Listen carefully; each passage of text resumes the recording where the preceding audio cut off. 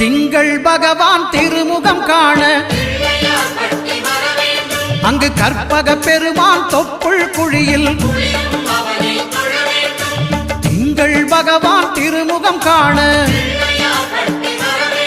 அங்கு கற்பக பெருமான் தொப்புள் குழியில் பார்க்கடல் பிறந்த சந்திர பகவான் கணபதி வயிற்றில் நிறைந்திருப்பான் எங்கள் கற்பகத்தானை கண்டவர் தமக்கு தீரா பிணிகளை தீர்த்து வைப்பான்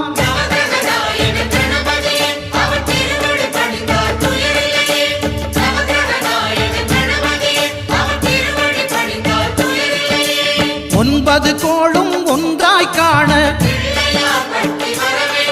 அங்கு கற்பகம் என்னும் கடவுளின் மெய்யில்